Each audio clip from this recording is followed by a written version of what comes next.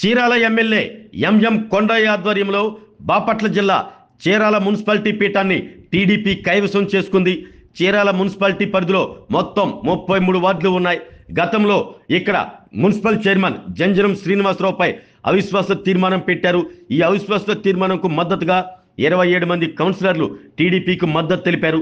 ఇప్పటికే YCP chairman Janjaram Srinivasarao వైసీపీని వీడి టీడీపీ గూటికి చేరారు. అయినప్పటికీ చైర్మన్ శ్రీనివాసరావుపై గతంలో వైసీపీలో ఉండగా జిల్లా కలెక్టర్కు టీడీపీ మద్దతు కౌన్సిలర్లు ఇచ్చిన నోటీస్ ప్రకారం అవిశ్వాస తీర్మానం నిర్వహించారు. జంజరం శ్రీనివాసరావుకు వ్యతిరేకంగా ప్రవేశపెట్టిన ఈ అవిశ్వాస తీర్మానంలో 27 మంది కౌన్సిలర్లు టీడీపీకి మద్దతు తెలపడంతో అవిశ్వాసం ముగిసింది. మరోపక్క వైసీపీకి చెందిన వైస్ చైర్మన్ జైసన్ బాబుకు వ్యతిరేకంగా 27 మంది కౌన్సిలర్లు టీడీపీకి మద్దతు తెలిపారు. దీంతో మరో 4 రోజుల్లో చైర్మన్ వైస్ చైర్మన్ల ఎంపిక ఉంటుందంటూ అధికారులు తెలిపారు. దీంతో చీరాల్లో టీడీపీ కూటమి నేతలు కార్యకర్తలు టపాసులు పేల్చి బాణాసంచా కాల్చి ఎమ్మెల్యే ఎంఎం కొండయ్యకు ప్రత్యేక కృతజ్ఞతలు తెలుపుతూ సంబరాలు జరుపుకుంటున్నారు.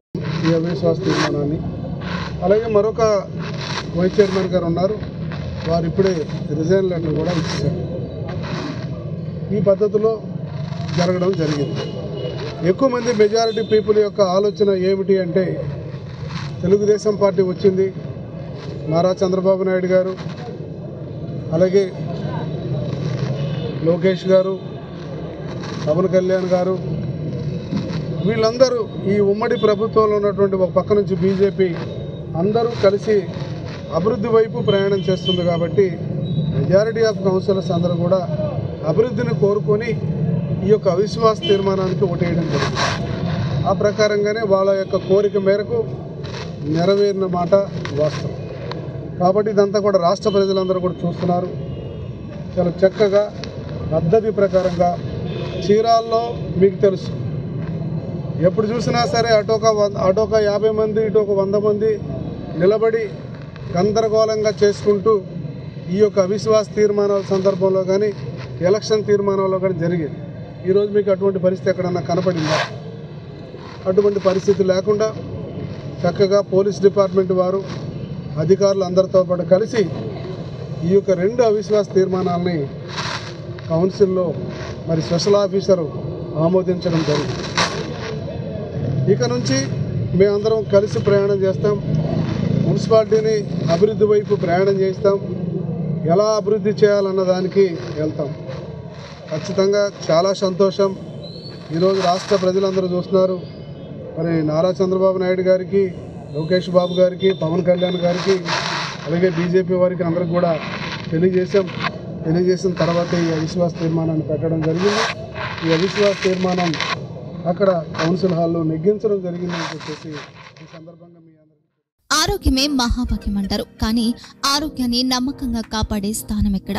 ఇది ఒంగోలులో మీకు దగ్గరగా మన Venkataramana nursing home private limited. Caring your life 54 ఏళ్ల విశ్వాసంతో ఇది ఒక హాస్పిటల్ కాదు, ఇది ఒక విశ్వాసం. 3 తరాలుగా వేలాది కుటుంబాలను ఆరోగ్యంగా నిలిపిన ఆదరణ.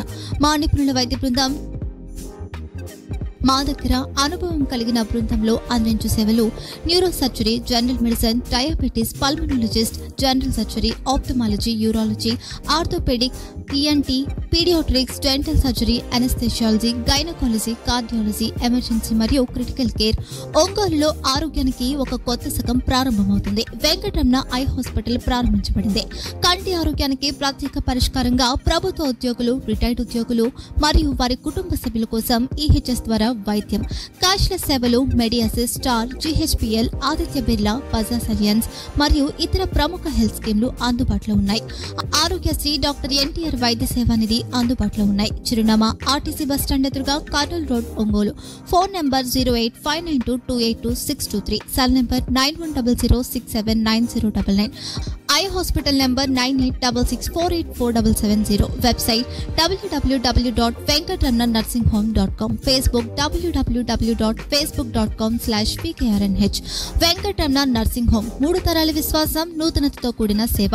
మేము కేవలం చికిత్స చేయము, మేము శ్రద్ధ వహిస్తాం, పరిరక్షిస్తాం. సేవ చేయడం మాకు ధ్యేయం.